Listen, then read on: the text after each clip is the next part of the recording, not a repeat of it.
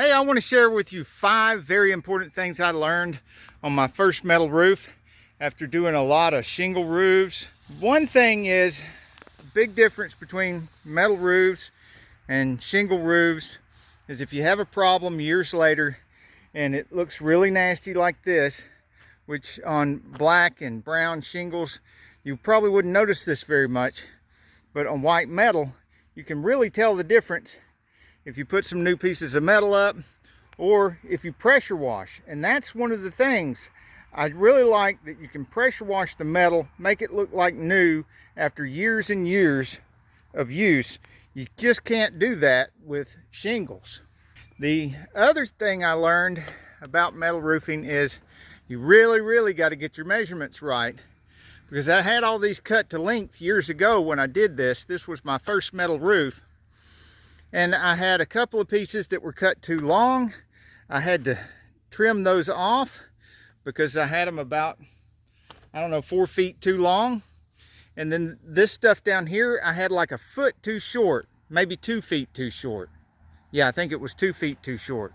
So I ended up taking the pieces that I had cut off of these, and they went up underneath these about 1.5 feet.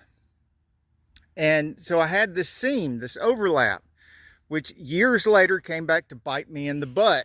This is number 3.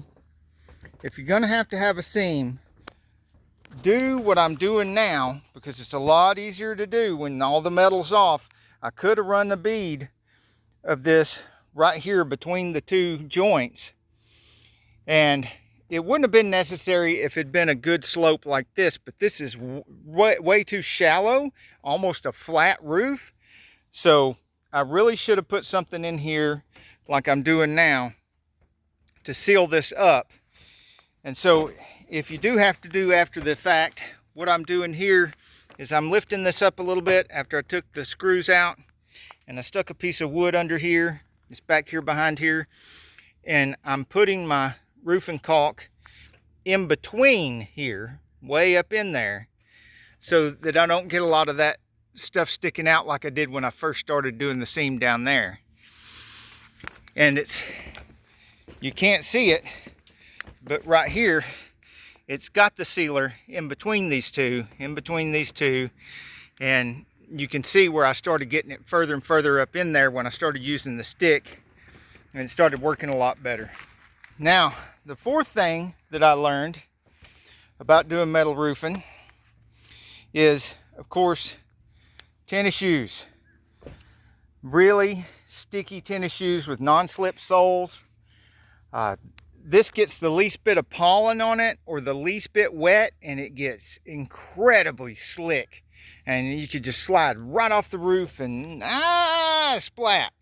5th thing I learned about metal roofing was, don't try to save money with this kind of metal. Spend the extra money to get the ones with the interlocking that covers the bolt heads, and you don't have these exposed screw heads like this with these little washers.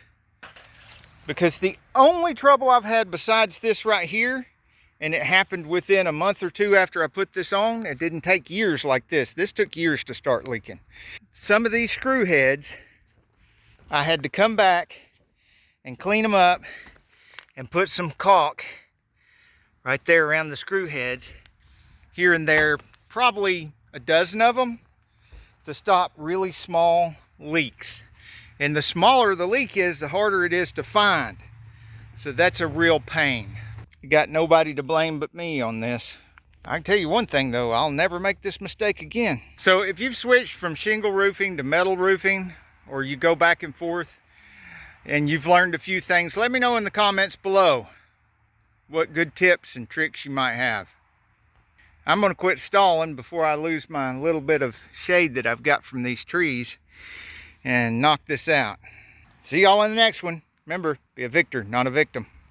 Get creative, there's a solution.